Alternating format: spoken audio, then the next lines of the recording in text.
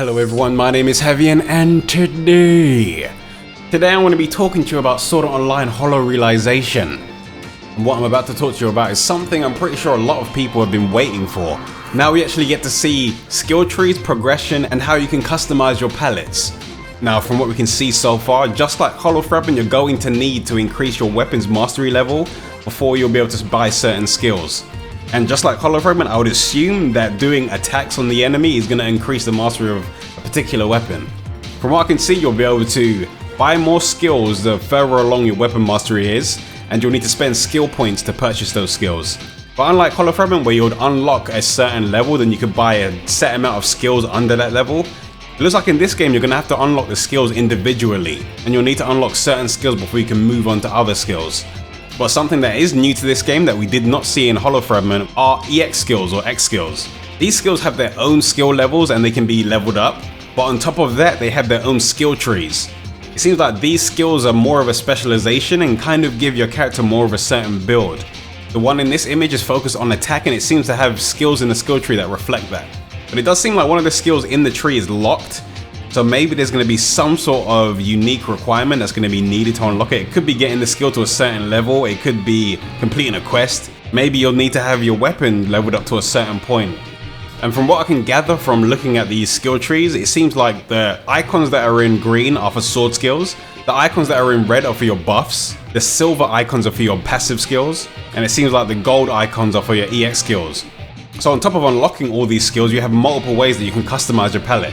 I did go over this in a previous video, but you can input certain button commands and then push either triangle or circle and you can execute a move.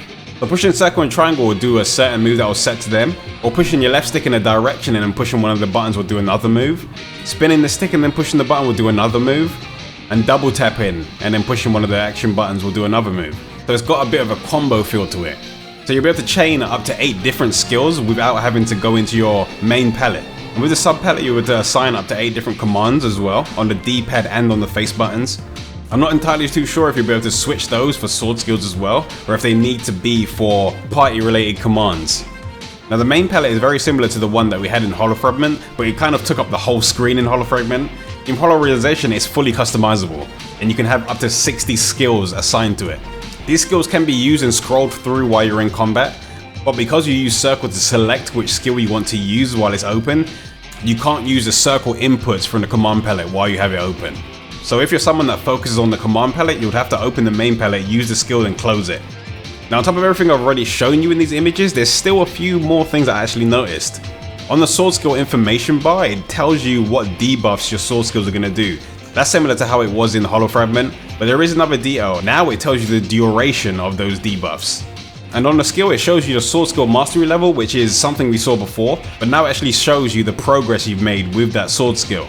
Which is nice. I like having all the information I need on the screen, rather than having to do things like count it manually, or wait until it shows you inside the combat log.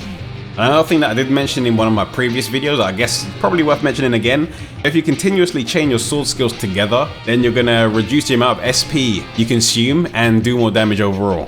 For those of you that were wondering if Klein uses his katana from the beginning, yeah, he does. It seems like it's something that you're gonna have to unlock personally, but it seems like something Klein is gonna be using from the beginning. I mean, I guess it is Klein's weapon of choice, so it's to be expected.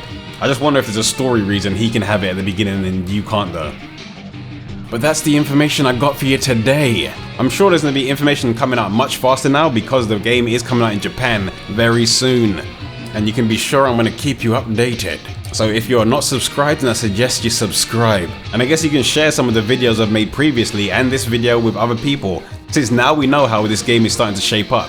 It really does seem like it's going to be an MMO that's not really an MMO.